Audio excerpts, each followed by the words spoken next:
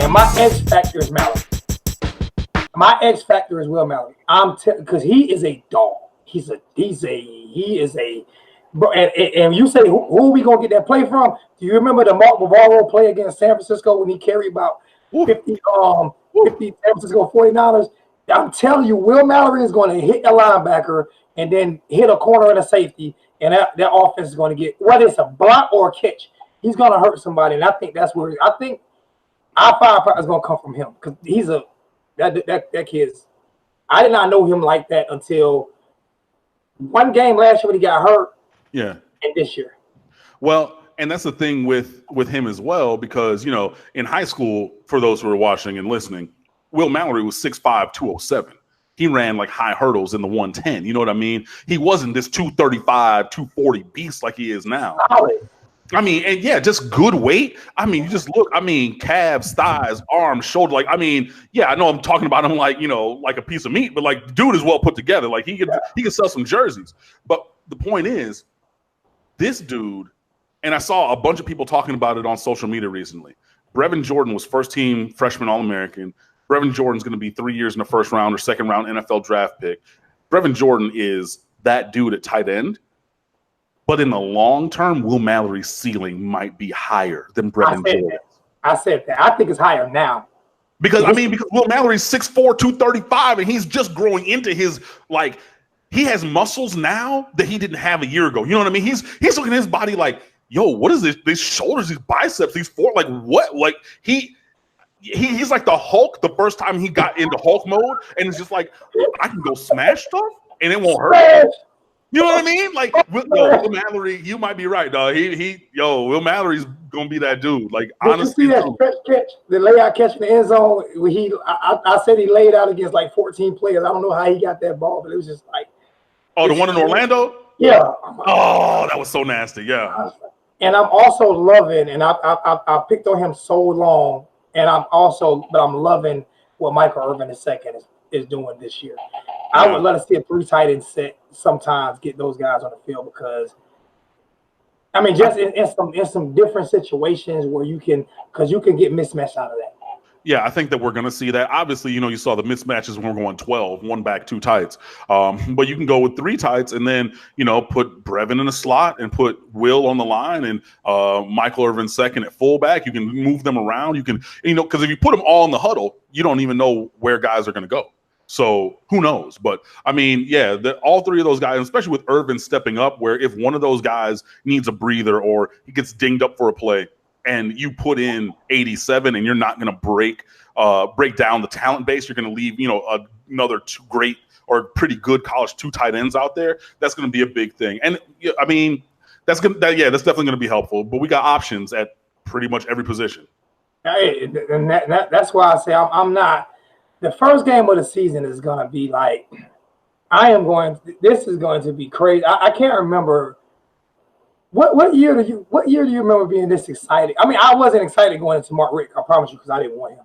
Okay. What year were you this excited that you can remember being hang on just a second. Mark Richt, I'm going to come to his defense to a certain degree here. He finished in the top 10, 8 of 15 years at Georgia. He won close to 80% of his games, contended for SEC championships on a regular basis. I would think that you would have been maybe not excited when he was hired because he didn't win championships there. He won a couple SEC championships, didn't win the entire thing, but it looked really good, Zoe. No, it didn't.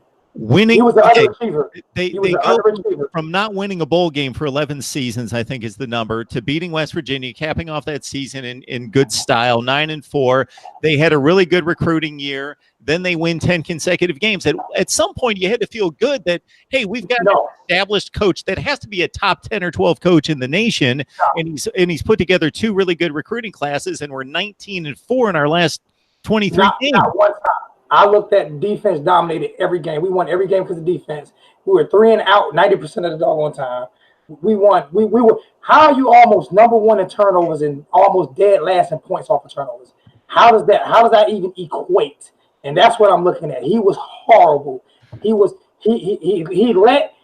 choked away. How do you let Missouri come in and win the SEC East twice? You choke it away one time, and they flat out beat you one time. in the SEC. He let Steve Spurrier come to Carolina, who was a bottom feeder, and beat him up. He every coach in the SEC East beat Mark Richt, and he was. It's easy to. I mean, my thing is, you look how many big wins did he get? What big wins did he get? We got a bunch of small wins. I could beat up. I don't want to derail you guys. Believe me, we could pick this up at some point, and I would be able to defend his legacy to a certain degree. No, he did not win a national championship, but there are other. I'm just talking big games. There are other factors involved. He won big games. He won SEC championships. He won Sugar Bowls. He won big games. My thing is, he was the only. When Steve Spurrier left, it was him. When Steve Spurrier left, it was him, and he couldn't get the job done. And Steve Spurrier came back and took the Gamecocks to an SEC championship game. Thanks. The Gamecocks. You make some good points. For me, I don't know. There's been another year that like really, and I mean, I don't even know how super excited I am. I mean, like Miami is definitely taking steps up. Like I do appreciate Mark Richt for helping the program to get to a higher level. I appreciate Al Golden for getting us through what he got us through and putting us building a foundation. But I mean, yeah, like to be really, really excited. I mean, you'd have to go back to like 2005, you know, like after we lost to what's the name? That Sugar Bowl to LSU when they blew us out. Yeah. But the year after that, you think, okay, you know, whatever. That was a one-off thing. Miami finna bounce back, and then didn't. Like, but other than that, I mean, yeah, it's been a long time since you could be really, really honestly hype about a season, you know, to this kind of a level. But, you know, I think that speaks to the job that both Al Golden and Mark Richt did, where I'm looking at the floor for this ceiling as being a 9-3 season.